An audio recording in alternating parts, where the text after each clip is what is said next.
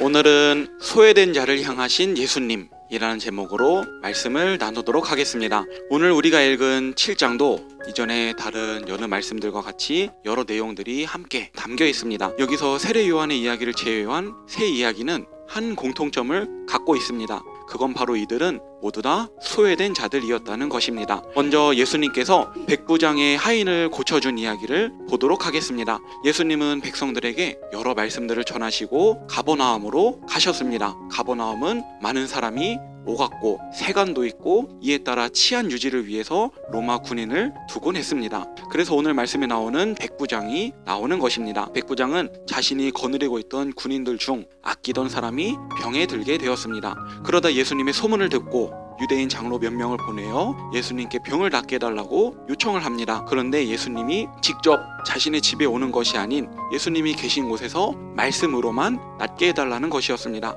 그동안 이 모습은 우리에게는 멋진 신앙의 고백처럼 여겨지곤 했습니다. 그런데 이 모습 속에는 이스라엘 사람의 이방인들을 향한 차별이 숨겨져 있습니다. 유대인들은 이방인의 집에 방문하는 것을 좋아하지 않고 꺼려했습니다. 나도 모르게 정결 의식들을 범한다고 생각을 했습니다. 이방인이었던 백부장도 유대인들의 이러한 습성을 알고서 예수님께서 불편해하실까봐 말씀으로만 병을 낫게 해달라고 요청한 것입니다. 그런데 예수님은 놀라운 모습을 보여주십니다. 오히려 이미 제자들과 함께 백부장의 집으로 가고 계셨던 것입니다. 이방인으로서 소외를 받았던 백부장을 직접 찾아가신 것입니다. 예수님은 오늘도 동일하게 소외된 따뜻한 사랑과 관심이 필요한 나를 찾아오셨습니다. 그 예수님의 사랑을 의지하여서 감사가 넘치고 기쁨이 넘치는 신앙인이 되는 우리 모두가 되길 간절히 소망합니다. 다음으로 예수님은 아들이 죽게 된 과부를 찾아가서 그 아들을 살리는 일을 하셨습니다. 과부는 가난한 사람들을 대표하던 사람입니다. 이 과부는 그래도 아들이 있어서 의존하고 의지해서 살았을 것입니다. 그런데 그 아들마저도 죽게 되고 소망이 없게 된 것입니다. 예수님은 살아갈 소망이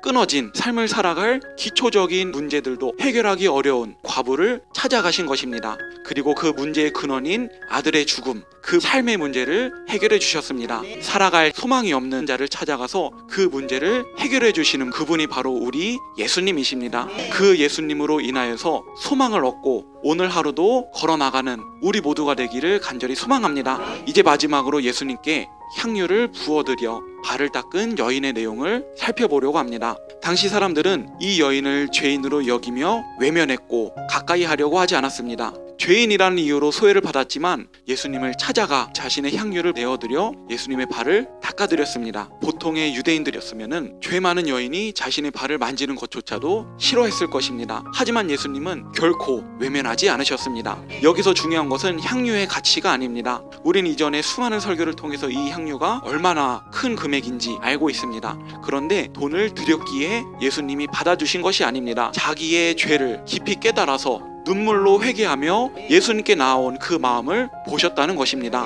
그래서 예수님은 그 여인에게 너의 죄가 다 용서되었단다. 너의 믿음이 너를 구원했으니 이제는 평안히 돌아가거라 라고 말씀하시는 것입니다. 오늘도 예수님은 진정으로 자신의 죄를 깨닫고 눈물로 나아가는 자를 찾고 계시고 기다리고 계십니다. 그렇게 나아가는 자에게 예수님은 그 죄를 용서해 주시고 위로해 주시고 또한 소망을 더해 주신 줄로 믿습니다. 예수님은 당시 사람들이 외면하고 있었던 이방인, 과부, 죄인 모두를 외면하지 않고 찾아가셨고 은혜를 베푸시고 사랑해 주셨습니다. 그 예수님이 나를 만나기 위해 친히 찾아오시고 은혜를 베푸셨고 지금도 마음껏 사랑하고 계시다는 사실을 진정으로 깨달아서 기쁘고 행복한 신앙생활을 하며 나아가는 저와 우리 모든 성도님들이 다 되시기를 간절히 소망합니다.